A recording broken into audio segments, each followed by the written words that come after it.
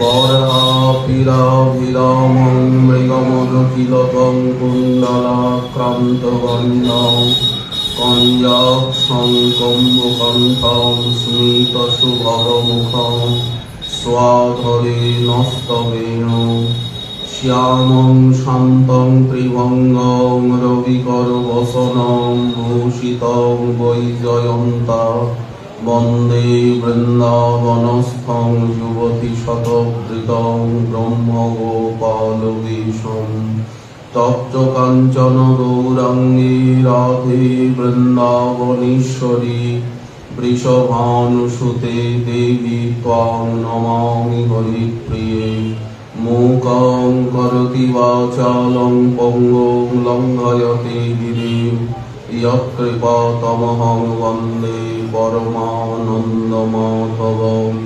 वाञ्छाकल्पतरुभ्यश्च कृपासिन्धुभ्य एव च पतितानां पावनेभ्यो वैष्णवेभ्यो नमो नमः।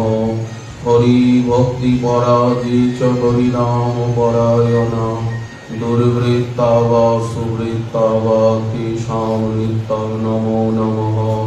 नमो धर्माय महते नमः कृष्णाय वेधसे ब्राह्मणेभ्यो नमस्कृत्य धर्मान् वक्ष्ये सनातनान् नारायणं नमस्कृत्य नरं चैव नरोत्तमं देवीं सरस्वतीं व्यासं ततो जयमुदीरये।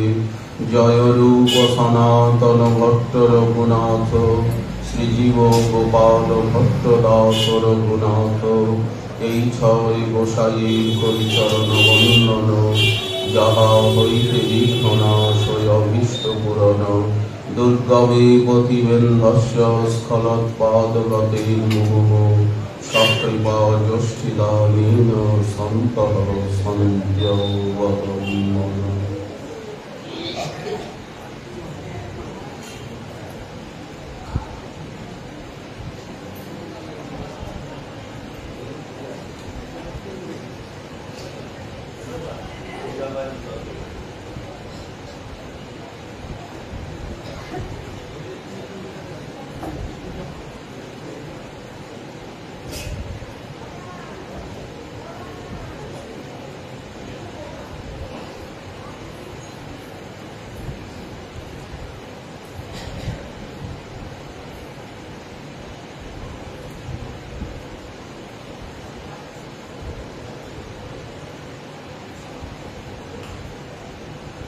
अथ सर्वगुणप्रीत काल परमशोभनः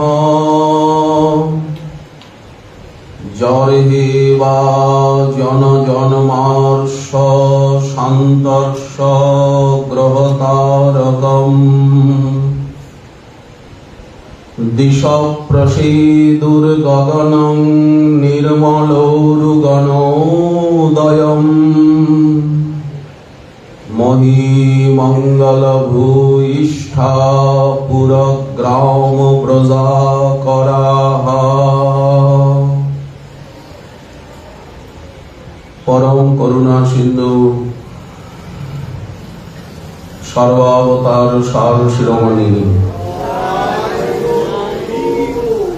आनंद कंद नदी आनंद श्री श्री गौर नित्यानंद सुंदरी आमादेर हृदयाभिधि देवता मंत्राधि देवता करुणा सिंधु रसघन मोहन मूर्ति श्री राधा नयनानंद श्री राधिका प्राणबंधु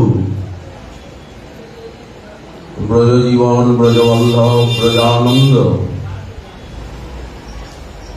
आनंद संदोह श्रीमान श्री नंदनंदने श्री नंददुलाले शुभ जन्मोत्सव श्री कृष्ण जन्मतिथि समाराधना जन्माष्टमी महामहोत्सव ত্রিদিবসীয় এই অনুষ্ঠান, যে কোনো ব্রত, যে কোনো মহামহোৎসব সাধারণত 3 দিন ব্যাপী হয়ে থাকে। যেমন একাদশী ব্রত, এটি ত্রিদিবসীয় ব্রত।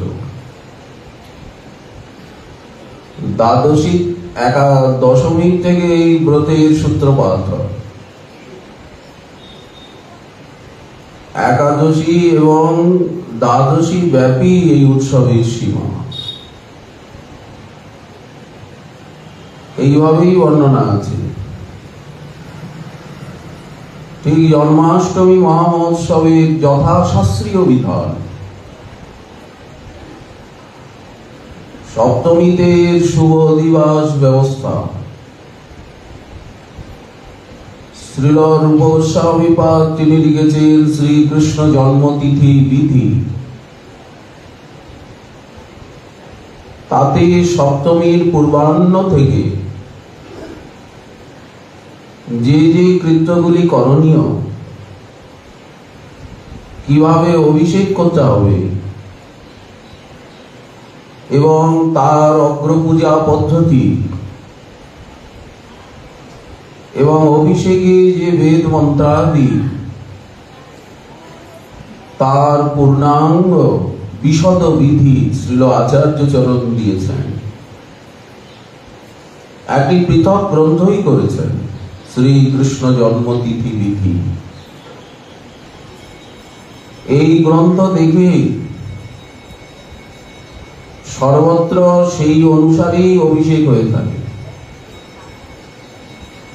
শ্রীধাম বৃন্দাবনে শ্রী শ্রী রাধারমণের শ্রীমন্দিরে, জয়পুরে গোবিন্দদেবের শ্রীমন্দিরে যারা শাস্ত্রবিধির অনুসরণ করেন, সেই পদ্ধতিতেই মহা অভিষেক, মহাস্নান আদি হয়ে থাকে। গ্রন্থ হাতে নিয়ে বেদ মন্ত্র উচ্চারণ পূর্বক বিবিধ বিধানে, বিবিধ সামগ্রী সঞ্চয়নে। গতকাল আমরা পরের দিন নন্দ মহোৎসব, তারও একটা শাস্ত্রীয় সুন্দর বিধির ব্যবস্থা দেওয়া হয়েছে। মহাপ্রভু নিজে নীলাচল ধামে নন্দ মহা মহোৎসব, নন্দোৎসব নিজে অভিনয়ের মধ্যে দিয়ে সিকি মাইতি, কানাই কুন্টিয়া, তারা ব্রজেশ্বরী, ব্রজেশ্বর সেজেছেন। সংকীর্তন, নন্দ মহোৎসব কীর্তন, দধি দুগ্ধ ঘৃত গোল অঙ্গনে ঢালিয়া, সে এক অপরূপ মহা মহোৎসব। আনন্দে মহাপ্রভু নিজে নৃত্য করছেন, লঘুর ঘোলাচ্ছেন, সকলেই গোপভাবে আবিষ্ট হয়েছে। গোকুলের লীলা, নীলাচলে গোকুল ধাম যেন প্রকাশ হয়ে গেছে। যেখানেই কীর্তন হবে, বর্ণনা হবে, সেইখানেই ধাম প্রকটিত হয়ে যাবে, লীলা প্রকটিত হয়ে যাবে। আর এখানে তো লীলার অভিনয় হচ্ছে, নাচ গানের সঙ্গে সঙ্গে গীতিনাট্য। মহাপ্রভু যেমন সংকীর্তন পিতা, তেমনি গীতিনাট্যের, নাট্যাভিনয়েরও স্রষ্টা। চন্দ্রশেখর ভবনে মহাপ্রভু নিজে কৃষ্ণলীলার নাটক করেছেন। নিতাই চাঁদকে বড়াইপুরি মুখরা সাজিয়েছেন, গদাধরকে সাজিয়েছেন সখী রত্নপ্রভা, শ্রীবাসকে সাজিয়েছেন নারদ, শ্রীমানকে সাজিয়েছেন তার সেবক স্নাতক। চন্দ্রশেখর ভবনে কৃষ্ণলীলার নাট্যাভিনয় এত আনন্দ পেলেন কানাই কুটিয়া শিকি মাইতি যে ঘরে যত সম্পত্তি ছিল, যত ধন ছিল, সব দান করে দিলেন। যখন গান হচ্ছিল, লক্ষ লক্ষ ধেনুবৎস অলঙ্কৃত করি ব্রাহ্মণে করয়ে দান আপনা পাশরি, লীলাটাকে দেখিয়ে দিচ্ছেন মহাপ্রভু। বাইরে আচরণের মধ্যে দিয়ে, অভিনয়ের মধ্যে দিয়ে, কীর্তন অঙ্গভঙ্গি, গজপতি প্রতাপ রুদ্রদেব এইরকম উৎসব কোনোদিন দেখেননি। চিরকাল জন্মাষ্টমী মহামহোৎসব হয় নীলাচলে, কিন্তু এইরকম নাচ গানের ভিতর দিয়ে, অভিনয়ের ভিতর দিয়ে লীলাকে যে মূর্তিমান করে দেখানো, উনি জগন্নাথের বহুমূল্য পট্টবস্ত্র, জগন্নাথ যে সিল্কের শাড়ি পরেন, বিশুদ্ধ সিল্কের, জগন্নাথকে পরানো হয় বড় বড় শাড়ির মতো কাপড়, সেই বহুমূল্য পট্টবস্ত্র তুলসী পরিছাকে দিয়ে, যিনি সেবার মহাপাত্র, বিতরছ মহাপাত্র, পরিছা, জগন্নাথের যে সেবক বর্গ রয়েছে, 36 প্রকার সেবক রয়েছে, এই জন্য তাকে 36 নিয়োগী বলা হয়। তো তার ভিতরে যিনি মুখ্য, তুলসী পরিছা, রাজগুরু কাশী মিশ্র জগন্নাথের বহুমূল্য প্রসাদী পট্টবস্ত্র মহাপ্রভুর মস্তকে বেঁধে দিলেন পাগড়ি করে। সকলের মস্তকে মস্তকে পট্টবস্ত্র বাঁধলেন। জগন্নাথের অঙ্গগন্ধে মোম করছে। বহু মূল্যবান সমস্ত প্রসাদ, গজপতিও বহু দান করলেন। চৈতন্য চরিতামৃতে কবিরাজ গোস্বামী পদের লেখনীতে স্থান পেয়েছে। মহাপ্রভু এ আনন্দ উৎসব করেন। মহাপ্রভুই তো প্রাণনাথ, মহাপ্রভুই তো জানিয়েছেন শ্রীকৃষ্ণের স্বয়ং ভগবত্তা, শ্রীকৃষ্ণের উপাসনা, শ্রীকৃষ্ণ নামের গরিমা, অসীম মহিমা কৃষ্ণ ভজনে, বৃন্দাবনে, ব্রজলীলা। তা না হলে আমরা কি করে জানতাম? সনাতন গোস্বামী পাদকে আদেশ দিয়ে হরিভক্তি বিলাসে এই জন্মাষ্টমীর ব্রতের মহামহিমা, নন্দোৎসবের মহামহিমা, অন্যদিন উৎসব করা আর নন্দোৎসবে উৎসব করা দুটি এক নয়। আপনারা যদি উৎসব ভালোই বাসেন, উৎসব করতেই চান, তো নন্দোৎসবে কেন উৎসব করেন না? ওই দিন সাময়িকভাবে বিশাল বড় উৎসব করুন, যাতে সবাই অবিচারে প্রসাদ পান।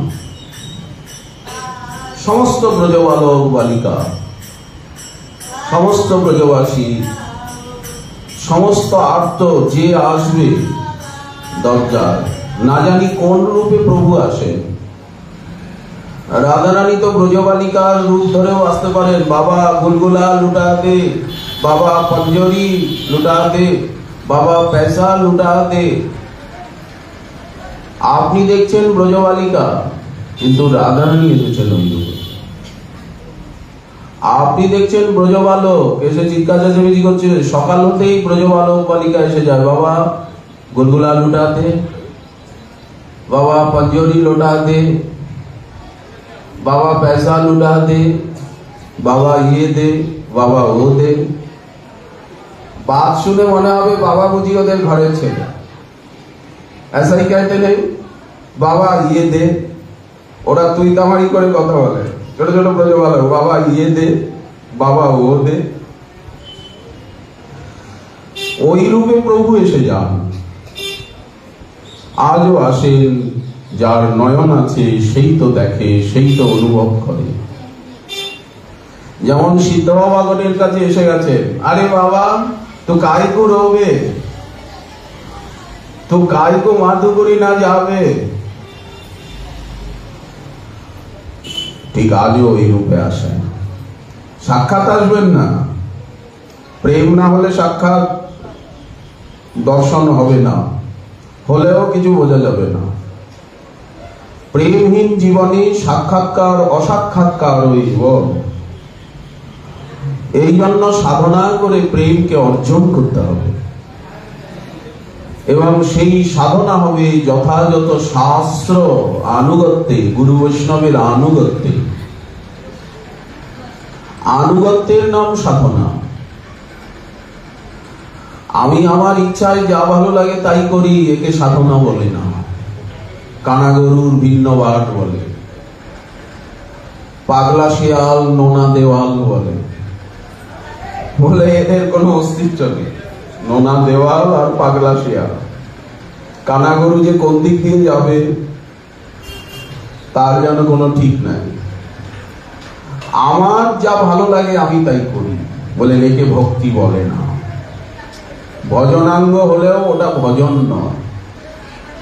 সেটা কি শাস্ত্র সমর্থিত?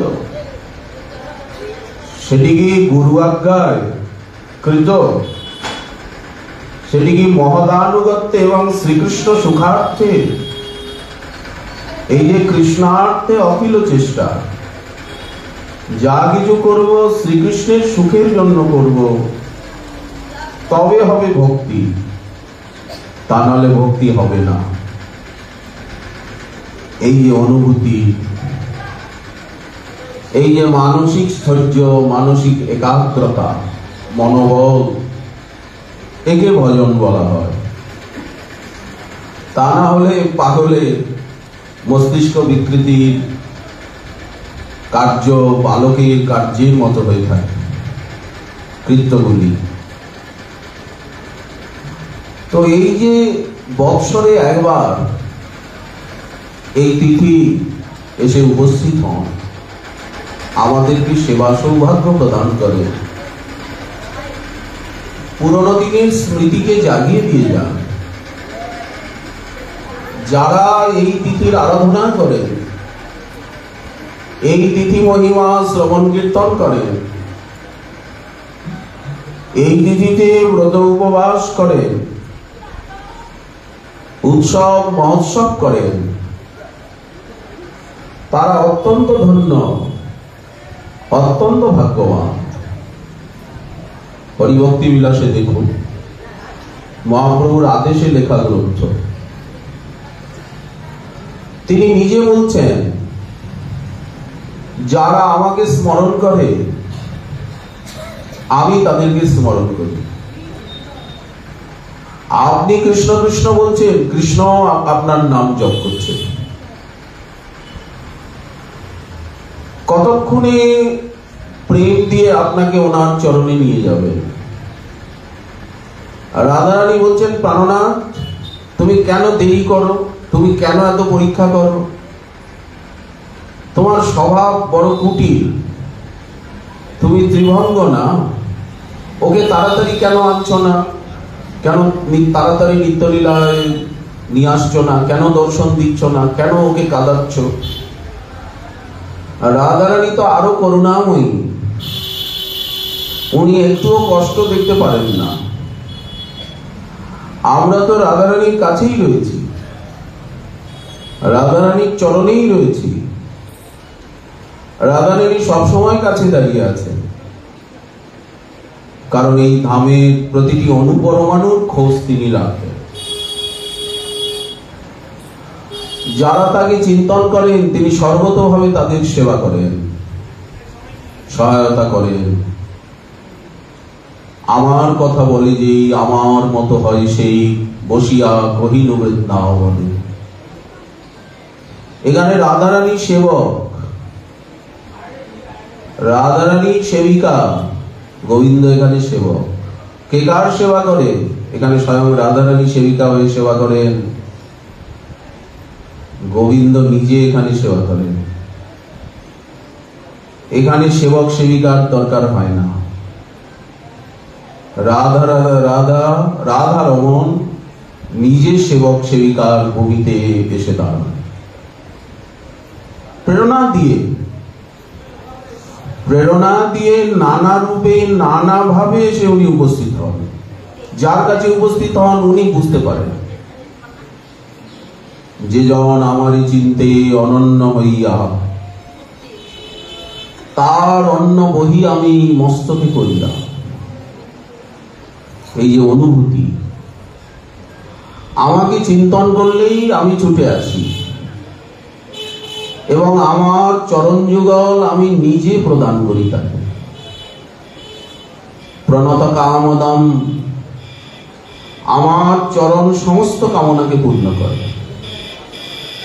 পদ্মজার্চিতম, ব্রহ্মা মহাদেব কর্তৃক অর্চিত ধেয়মাপতি। সমস্ত বিপদে আপদে আমার চরণই তো চিন্তা করতে হয়। প্রণত কামদং পদ্মজার্চিতং ধরণী মন্ডনম, এই পৃথিবীর শোভা। সন্ত মঞ্চতে পরম মঙ্গলদায়ক। ধ্যেয়ং সদা, সবসময় ওই চরণ ধ্যান করা উচিত। মন মধুকর, ওই চরণ কমলের সৌন্দর্য মধু পান করুক। তার নাম, তার গুণ, তার লীলা স্থানে গাও রাত্রি দিনে। সব সময় তার লীলা কথা বলবো, তার নাম করব, তাকে শোনাবো, তাকে সুখী করব, তাকে নিয়ে জীবন কাটাবো। তিনি জীবনের কেন্দ্রবিন্দু হবে। ভক্ত আর কারো দিকে তাকায় না, কারো ধার ধারে না। জগৎ একদিকে, ভক্ত একদিকে। কারণ উনি জানেন গোবিন্দ ভজনের মহিমা।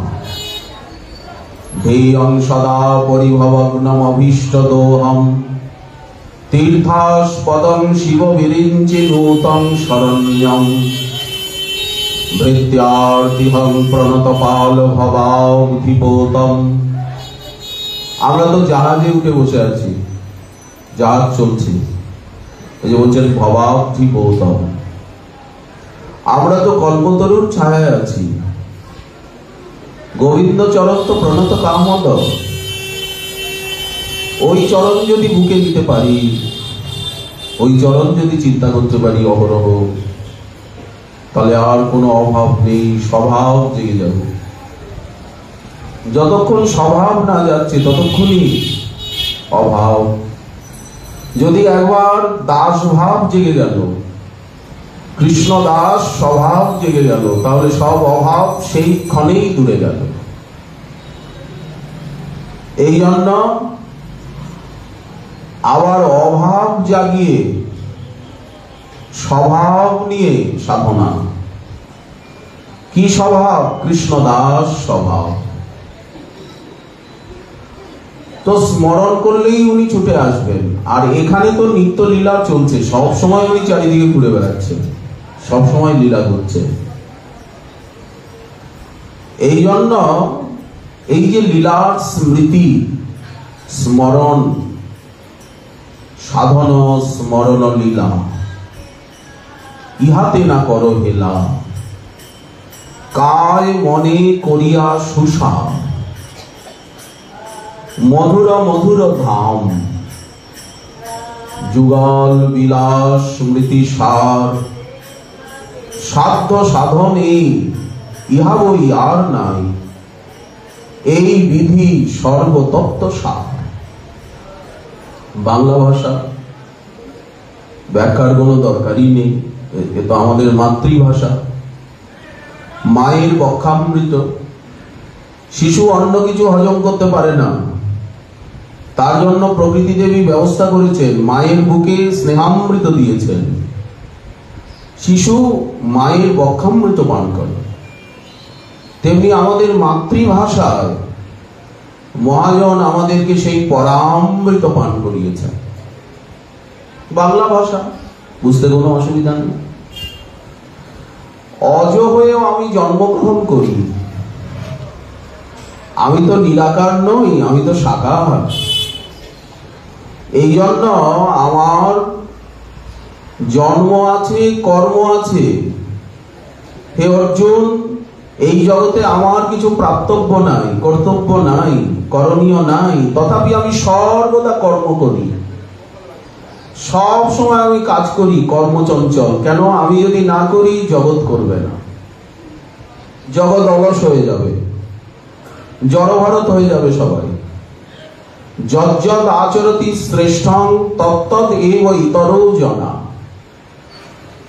শ্রেষ্ঠ ব্যক্তি যেভাবে চলবেন, পেছনের যারা অনুসরণকারী তারা সেই রাস্তায় চলবে। এখন শ্রেষ্ঠ ব্যক্তি যদি ঠিক রাস্তায় না চলে, তাহলে বাকিরাও অন্য রাস্তায় চলে যাবে।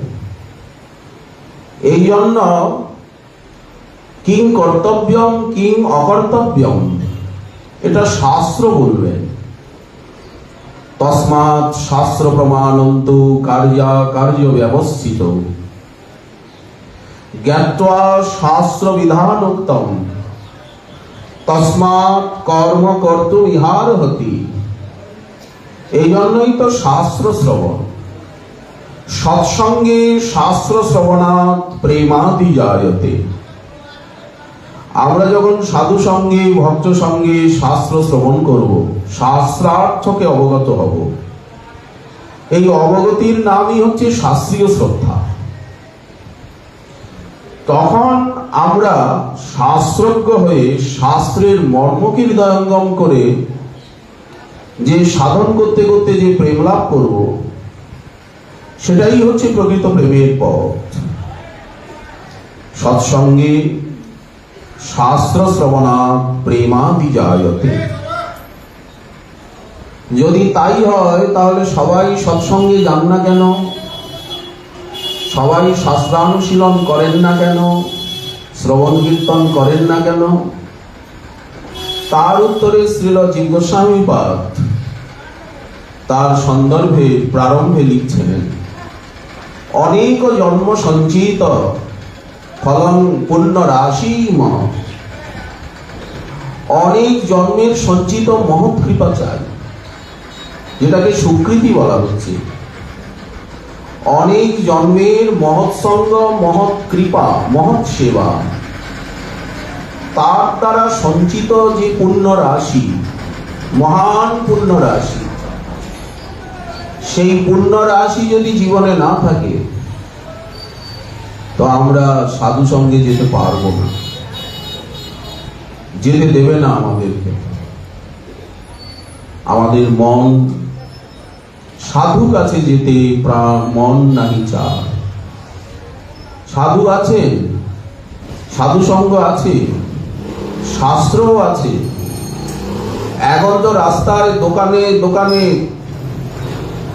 ঢের দিয়ে শাস্ত্র বিক্রি হচ্ছে।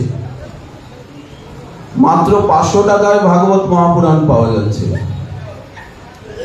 একদম স্বল্প স্বল্প মূল্যে গ্রন্থ পাওয়া যাচ্ছে। আগের দিনে তো এত গ্রন্থ পাওয়া যেত না, এত সুন্দর কাগজ, এত সুন্দর ছাপা। আগের দিনে তো মাইক ছিল না, এত আলোবাতি ছিল না, এত বাল্যভোগও ছিল না, পাখাও মাথার উপরে ঘুরত না, কোনো সুযোগ সুবিধাই ছিল না। কিন্তু আবেশ ছিল, মাইক ছিল, ব্যাসাসন ছিল না কোনো। আমি এসে ওর রাধাকুণ্ডে কোনো ব্যাসাসন দেখিনি। একটা টেবিলের উপরে, টেবিল নয়, ছোট জল চৌকি, সেই জল চৌকির উপরে সামনে একটা জল চৌকি, এপাশে একটা জল চৌকি, এটা একটা জল চৌকি। জল চৌকির সময় গেল। জল চৌকির আগে জল চৌকিও ছিল না। দেখবেন গ্রামে গঞ্জে ভাগবত পাঠ হয় একটা তক্তপোষ এনে পেতে দিয়ে, এখনো আছে না? তক্তপোষ এনে পেতে দিয়ে, তক্তপোষে মানে একটা খাট, খাটের উপরে একটা জলচৌকি দিয়ে তার উপরে গ্রন্থ দিয়ে ব্যাস, লাগে না। এরকম মালা পাওয়া যেত কি মালা? ওই করবি ফুল, আগে গিরিরাজ তটে নানা রঙের করবি হতো, এত গোলাপালি, এত নবমল্লিকা, মল্লি অর্থাৎ বেলি ফুল বলে এসব ছিল না এত, কিন্তু আবেশ ছিল। এই আবেশের নাম হচ্ছে ভক্তি, নেশা। হরিনাম হরিকথায় অপার নেশা। এখানে ঘড়িও নাই, ঘন্টাও নাই, বাল্যভোগও নাই, মালা চন্দন বলে মালা বড় জ্বালা, জাল গলায় না গেল সে জ্বলতে, তার বুকটা জ্বলতে থাকবে, আমাকে মালা পরাবো না। এই জন্য কোন মহাপুরুষ বলেছিলেন, মা দেখো আমাকে মালা দেবে না তো মালা বড় জ্বালা, এই মালা নিয়ে কল, আবার সে বললো আমাকে দিল না, আমাকে পড়ালো না, অপরাধ। কিছুর দরকার নেই, ভজনে কিচ্ছু লাগে না, কোনো পয়সা করি লাগে না। আপনারা হয়তো ভাবতে পারেন যে পয়সা ছাড়া ভজন হয় না, কিন্তু আমরা বলি পেছনের ইতিহাসের দিকে তাকিয়ে যে ভজন করতে কোনো পয়সা লাগে না, ধামবাস করতে কোনো পয়সা লাগে না, কিচ্ছু লাগে না। তাহলে কি লাগে? বললেন গাই লাগে আর বাছুর লাগে। ধার কাটতে কি লাগে? বললে একটা বালতি লাগে, গাই লাগে আর বাছুর লাগে। গাই এক জায়গায় হলো, বাছুর এক জায়গায় হলো, বাছুর ওলানে মুখ দিল।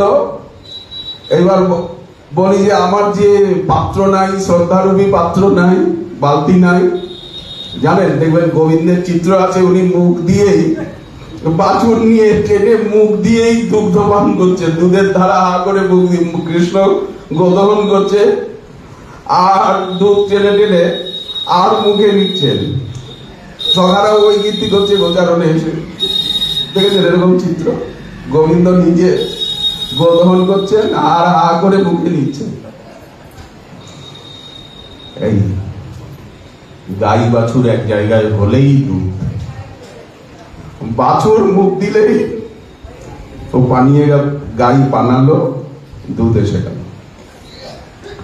শ্রোতা বক্তা যদি এক জায়গায় হয়ে গেলেন, সঙ্গে সঙ্গে কৃষ্ণ কথামৃত, অনুভবামৃত ঝরতে লাগলো। এখানে আর কিছুর প্রয়োজন নেই, আর বিশুদ্ধ গব্যদুগ্ধ। আমার জন্ম কর্ম চমে দিব্যম। জন্মাষ্টমীর এত মহিমা কেন? বলেন আমার জন্মকর্ম দিব্য, অলৌকিক, অপার্থিব। जो ব্যক্তি তত্ত্বত, যারা তত্ত্বত জানেন আমার জন্মলীলা, আমার কর্মলীলা, আমি যে কাজগুলো করি,